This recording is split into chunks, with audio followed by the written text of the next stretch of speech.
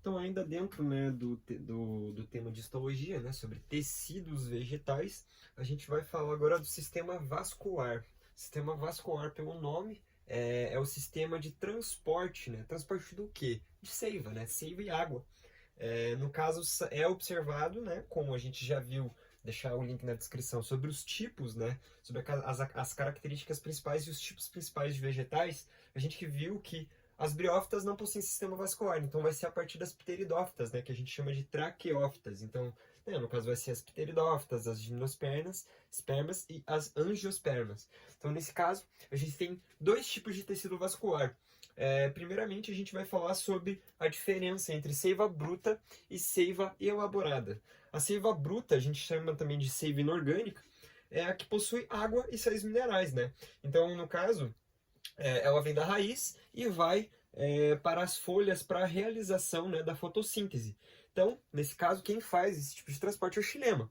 E a gente também tem o tipo de seiva, que a gente chama de seiva elaborada ou seiva orgânica, que consiste, né, em uma seiva que é repleta de nutrientes orgânicos. Então, nesse caso, possui carboidratos, lipídios, vários tipos de coisas, açúcares, né, também, que são muito importantes para o vegetal, né, no caso, e nesse caso ela sai da parte da parte clorofilada e vai para a parte viva, né, da planta. Então, né, no caso, a gente vai ver a diferença agora.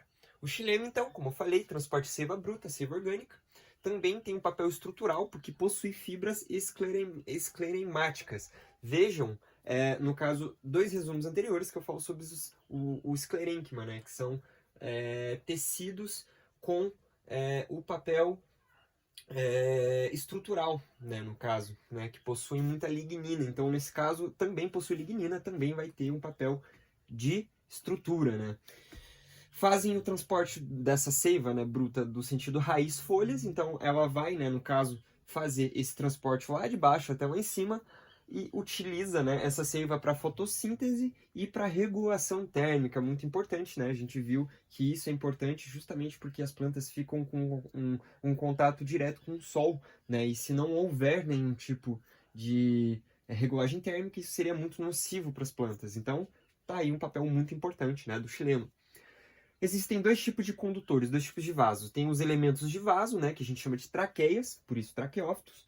São orifícios largos e chamados de perfurações. Aí nas traqueídeas, a gente tem células mais alongadas e com pequenos orifícios que a gente chama de pontuações.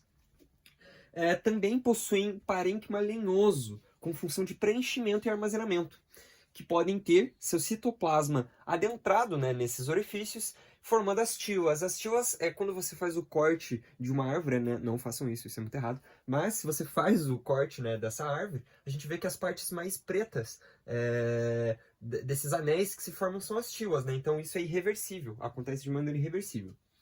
Ou seja, a gente percebe então que o xilema é na parte mais interna do vegetal, diferente do floema que a gente vai ver agora. O floema, ou também né, o xilema a gente chama de lenho também, né? Que xilema significa madeira. Floema a gente pode chamar de liber. No caso, a gente tem o transporte de seiva elaborada, né? Como eu falei, que é a seiva com componentes orgânicos, né? Seiva orgânica.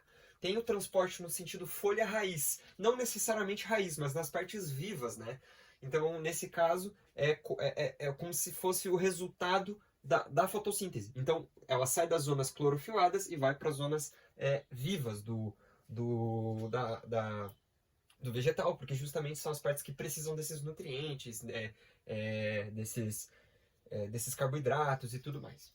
Ele é formado por fibras e células parenquimáticas, também pela junção de células vivas, alongadas e anucleadas. Então, nesse caso, ela também possui fibras, né, que a gente viu do esclerênquima, e células parenquimáticas, também possuem a função de preenchimento e também de armazenamento. E também pela junção de células vivas. Então, no caso, aqui são células vivas, longas, mas elas são anucleadas. Mas como que vai acontecer o processo, né, sendo que elas não possuem núcleo? A gente vai ver agora. No caso, existem os tubos crivados. A gente chama de tubos crivados e tem outro nome também, que é vasos liberianos, né? Que a gente também chama o floema de Liber. Então, são separados por placas crivadas, né? A gente pode chamar de placas crivadas, que são paredes que permitem a comunicação, né, entre os tubos por meio de pequenos poros, chamados crivos. É localizado na parte mais externa, né, do vegetal, após os elementos do xilema e antes da casca. Possuem células anexas, chamadas também de células companheiras, e usam plasmodesmos, né, para auxiliar no metabolismo dessas células que não possuem núcleo. Então, esses plasmodesmos, eles penetram, né, nesses crivos e ajudam no metabolismo dessas células que são anucleadas. Um ponto que não coube no quadro, mas eu vou falar rapidinho, que são os feixes vasculares. O que são os feixes vasculares? Em determinadas partes da planta, pode ser verificadas faixas de tecidos contendo xilema e floema primários.